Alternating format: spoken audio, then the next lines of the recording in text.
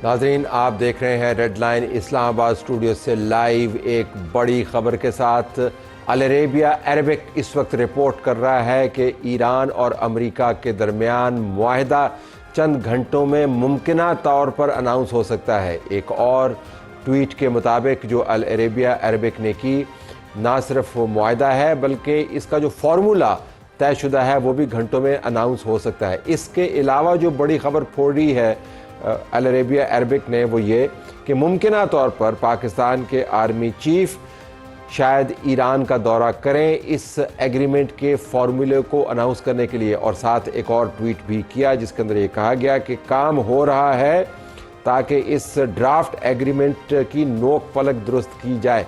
पाकिस्तान के अंदर से तमाम ज़राए से बात करने के बाद हमें इसकी कन्फर्मेशन नहीं मिली, ना आर्मी चीफ के जाने की कन्फर्मेशन मिली है और ना इस बात की कन्फर्मेशन मिली है कि ये मुआहदा हतमी स्टेज में दाखिल हो चुका है। लेकिन जिस तरीके से पाकिस्तान के इंटीरियर मिनिस्टर ने अपना एक दौरा ख़त्म करने के बाद दूसरा दौरा शुरू किया, जिस किस्म की उनकी मुलाकातें हुई, उससे लगता यूँ है कि कोई बहुत बड़ी बात होने वाली है और मुस्बत बात होने वाली है। याद दहानी करवाने के लिए कि इंटीरियर मिनिस्टर ने क्या क्या किया, किन किन से मुलाकातें की, ये देखिएगा एक समरी।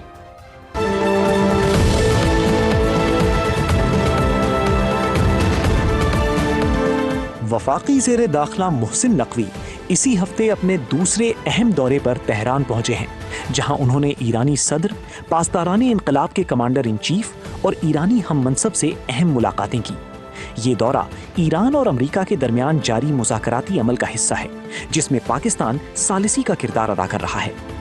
अमरीकी सदर डोनाल्ड ट्रंप ने आज मीडिया से गुफ्तगू में ईरान के साथ मुआहदा होने की उम्मीद जाहिर करते हुए कहा है कि ईरान डील करने के लिए बेताब है और अगर मुआहदा ना हुआ तो अमरीका ईरान पर दोबारा हमला भी कर सकता है। अल अरबिया न्यूज़ के मुताबिक ईरान और अमेरिका के दरमियान मुआहदे को हतमी शक्ल देने के लिए काम जारी है और मुआहदे के हतमी निकात का ऐलान भी जल्द मुतवक्का है। हमें तेहरान से जोन हुसैन ज्वाइन कर रहे हैं, हमें जोन अहमद खान साहबा ने बीजिंग से ज्वाइन किया है, इरम अब्बासी साहबा हमें वाशिंगटन से ज्वाइन कर रही हैं और अनस मलिक हमें इस्लामाबाद से ज्वाइन कर रहे हैं। आप सबका बहुत शुक्रिया। अल अरेबिया अरबिक रिपोर्ट कर रहा है कि ईरान और अमेरिका के दरमियान मुआहदा आखिरी स्टेजेस में है और ऐन मुमकिन है कि चंद घंटों में अनाउंस हो जाए। पाकिस्तान की तरफ से कंफर्मेशन नहीं है। मैं आपको सीधा तेहरान लिए चलता हूं। जोन हुसैन हमें रिपोर्ट कर रहे हैं। जोन, बताइएगा कि तेहरान में इस मुआहदे के हवाले से क्या बात हो रही है, ये जानते हुए कि गैर मामूली तौर पर पाकिस्तान का इंटीरियर मिनिस्टर एक दौरे के इख्तिताम होते ही दूसरे दौरे का आगाज़ करता है और तेहरान में जाकर तमाम बड़ी शख्सियात के साथ मुलाकात करता है। इस तनाजुर में मुआहदे की हतमियत के बारे में आपके पास क्या खबर है? शुक्रिया तलत साहब मुझे बुलाने के लिए। लास्ट अपडेट जो मैं ले सका फॉरेन मिनिस्ट्री से खुद से, और आई थिंक थोड़ी देर में स्टेटमेंट भी आ जाएगा, वो ये था कि Iran wants to end the war permanently and they are discussing, वो डिस्कस कर रहे हैं जंग को ख़त्म किस तरीके से करना है। इसके अंदर जो बात मुझे बताई गई वो ये बताई गई कि 14 नुकात जो ईरान ने दिए थे उन्हीं के ऊपर बात हो रही है और इसके साथ साथ फोकस इस चीज़ पे है कि लबनान की जो जंग है उसके ऊपर भी ख़त्म किया जाए सारा मामला, फ्रोजन एसेट्स को रिलीज़ किया जाए और जो मैरीटाइम पायरेसी, मुझे जो कहा गया मैरीटाइम पायरेसी जो हो रही है उसको भी रोका जाए एट द सेम टाइम। तो इस्माइल बकाई साहब आई थिंक जो स्पोक्स पर्सन है वो इसके ऊपर कमेंट देंगे थोड़ी देर में एंड विल क्लैरिफाई। ऑफिशियली इस चीज़ को नहीं बताया गया कि एग्जैक्टली क्या चंद दिनों में मुआहदा होगा या नहीं होगा, लेकिन इशारा ज़रूर इस तरफ दे दिया गया है कि ईरान जो है वो रिस्पांस दे रहा है यूनाइटेड स्टेट्स को और कंटिन्यूस बातचीत चल रही है और मोहसिन नकवी साहब ऑब्वियसली इसके अंदर बहुत एफर्ट जो है वो पर्सनली भी कर रहे हैं और पाकिस्तान ओवरऑल एक रोल प्ले कर रहा है। और आपने ईरान की फॉरेन मिनिस्ट्री का जिक्र किया, उनकी स्टेटमेंट मेरे सामने है। इस वक्त तस्नीम न्यूज़ एजेंसी रिपोर्ट कर रही है वही जो आप फरमा रहे हैं कि उनका मानना यह है कि पाकिस्तान के इंटीरियर मिनिस्टर अहम मैसेजेस का तबादला कर रहे हैं। मैं अगर अनस मलिक साहब हमारे पास आ गए हैं तो उनसे बात करना चाहूँगा। इजी विद अस जी। अनस साहब, आपके पास इस्लामाबाद से क्या खबरें हैं? मैंने तो अपने तमाम जो ज़राए हैं उनसे बात की, वो तो मालूमात नहीं दे रहे। अगर आर्मी चीफ ने जाना है तो जाहिर है जब उनका जहाज़ लैंड करेगा तभी पता चलेगा, या इन फ्लाइट अगर इंफॉर्मेशन हमारे पास आती है तभी पता चलेगा। लेकिन जिस तरीके से इंटीरियर मिनिस्टर साहब ने ये दौरा ख़त्म करते ही दूसरे दौरे का आगाज़ कर दिया और अल अरेबिया रिपोर्ट कर रही है, तो कुछ ना कुछ तो है। आपके पास खबर क्या है? बहुत बहुत शुक्रिया तलत साहब for having me on the show.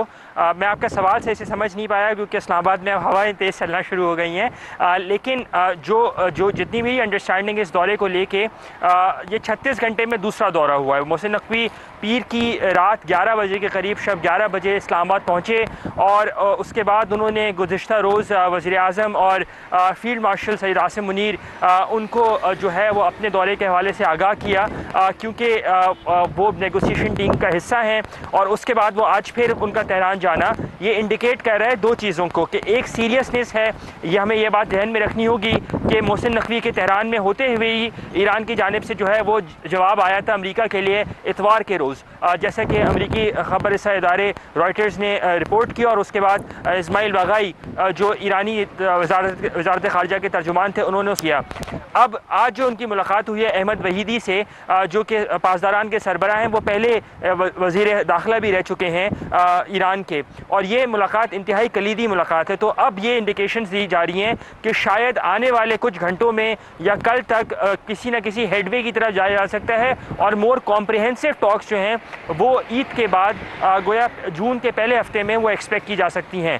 वो एग्रीमेंट की क्या शेप होगी, क्या फॉर्म होगी, अगेन मैं वज़ारत ख़ारजा, जो पाकिस्तानी वज़ारत ख़ारजा के तर्जुमान हैं, उन्होंने 2 हफ्ते पहले एक बात की थी कि मोमेंटम उस वक्त बिल्ड होता है कि जब दोनों में से कोई फ़रीक जो है किसी न किसी तरीके का मुसव्विदा एक्सचेंज करे। तो अब हमें ये नज़र आ रहा है कि कॉन्क्रीटली एक डायरेक्शन के अंदर चीज़ जारी है, और उसी के तनाजुर में हमने देखा कि सऊदी वज़ीर ख़ारजा ने भी जो ट्वीट किया उसमें ईरान को अर्ज जो किया गया कि जी टू सीज़ दी अपॉर्चुनिटी, वो इसी तनाजुर के अंदर किया गया है। तलत साहब, ये आपने बहुत अहम बात की कि जो एक्सचेंज है ड्राफ्ट की, तो शायद अल अरेबिया ने, इरम साहब आपके पास आ रहा हूँ, अल अरेबिया ने इसमें आमेज़िश की हो।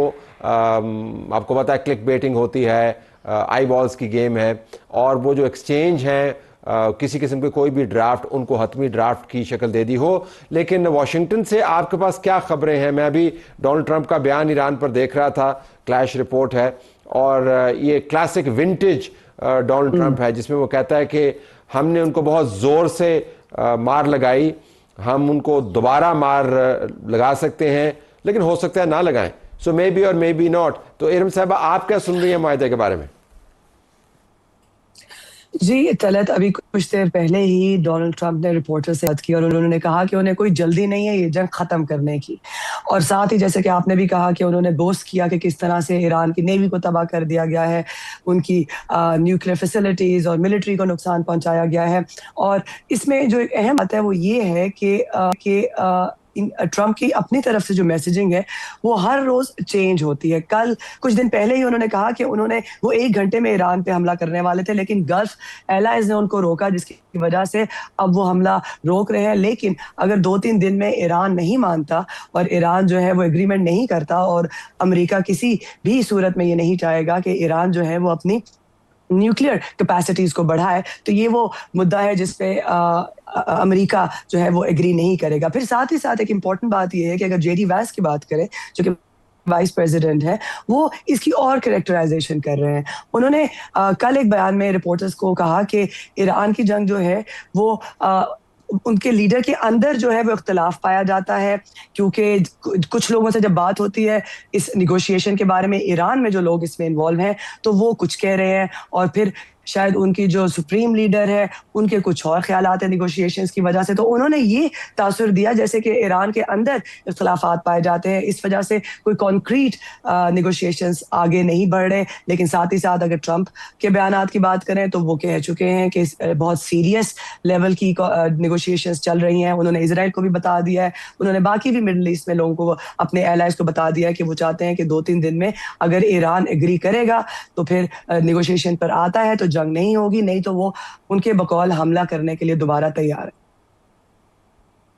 जी जोन साहब, अगर मैं आपके पास आऊं, 2 और ताकतें हैं जिनकी बातचीत हुई आज, प्रेसिडेंट शी और पुतिन की मुलाकात, और उसके बाद एक एलामिया। बहुत सारी बातें उस एलामिया के अंदर, लेकिन जो हमारे लिए अहम बात है इस जंग के हवाले से ईरान और अमेरिका, वो लाइन है जिसमें कह रहे हैं कि जो आबनाए हुर्मुज़ के अंदर तलातुम है वो रियासतों की बंदिशों की वजह से बहरी तिजारत के ऊपर असरअंदाज हो रहा है। सो इन अ वे वो ईरान को भी शायद बीच में ला रहे हैं और अमेरिका को भी बीच में ला रहे हैं, और सब यही चाहते हैं कि ये बंदिशें खुलें। तो आपको लगता है कि शायद खुफिया अंदाज से शी और ट्रंप के दरमियान कुछ ऐसी बात हुई हो जिसको इस एलामिये में जो पुतिन और शी का है उसके अंदर ये लाइन आई हो कि जी आपको इस बंदिश को खोलना है? Go ahead. शुक्रिया तलत साहब, पहली बात आपने दावत दी। ये बहुत अहम हफ्ता है बीजिंग में। पहले जैसे प्रेसिडेंट ट्रंप का विजिट हुआ, उसमें भी हमने देखा एक अनकन्वेंशनल साइड ट्रंप की, काफ़ी रिस्पेक्टफुल थे टुवर्ड्स चाइना, और दोनों ममालिक ने मतलब काफ़ी पॉजिटिवली कई बातों पे एंगेज किया, ट्रेड, टैरिफ वगैरह, और उसमें middle east conflict, Iran conflict की भी बात आई। ये बात आई, चाइना का जैसे शुरू से मौकफ रहा है, पाकिस्तान चाइना के भी बीच में डिस्कशन हुई before Pakistan took the mediation role, कि प्रिंसिपल्ड होना चाहिए रेजोल्यूशन। एंड चाइना का मौकफ शुरू से यही रहा है कि बातचीत के जरिए ही ये मसले हल हो सकते हैं, स्ट्रेट ऑफ हॉर्मुज़ को ब्लॉक नहीं होना चाहिए। चाइना का पूरा जो एक स्ट्रैटेजी है, चाइना की जो एक एंगेजमेंट है मिडल ईस्ट के साथ, वो भी कनेक्टिविटी और ट्रेड के ऊपर है। और हम ये भी जानते हैं कि 30 से 40% चाइना की अपनी energy resources straight of Hormuz के थ्रू आती हैं। तो ये एक बहुत अहम इशू रहा है। ट्रंप शी की मीटिंग में भी इसका जिक्र हुआ, और अब पुतिन और प्रेसिडेंट शी की मीटिंग में भी काफ़ी बातें हुई, बहुत होलिस्टिक डिस्कशंस हो रही हैं बायलैटरल कोऑपरेशन के हवाले से। लेकिन ये जो स्ट्रेट ऑफ हॉर्मुज़ का जिक्र हुआ, ये एक्सपेक्टेड था। दोनों ममालिक अपनी पार्टनरशिप को इस तरह से शोकेस करते हैं और बिल्ड करते हैं कि it's not against any targeting any third country, they are against imperialism and they're also against wars and conflict। UN charter की बात हुई बीच में, तो बिल्कुल मतलब इसमें कोई इतना भी इनडायरेक्ट नहीं है। अगर आप ज़्यादातर चाइनीज साइड से जो इस तरह की कम्युनिकेस होती हैं या मतलब डिस्कशंस होती हैं, इसमें बहुत नाम नहीं लेते किसी मुल्क का, लेकिन इंडिकेट ज़रूर करते हैं। और मतलब जाहिर बात है कि दो जो चाइना और रशिया दोनों ममालिक हैं, उनके मिडल ईस्ट में काफ़ी हाई स्टेक्स हैं, तो दे आर इंडिकेटिंग कि ईरान को भी और यूएस को भी मतलब इस तरह आगे बढ़ना चाहिए, किसी सोल्यूशन की तरफ आना चाहिए। ये कलीदी बात है जो आपने की कि ईरान और अमेरिका दोनों को आगे बढ़ना चाहिए।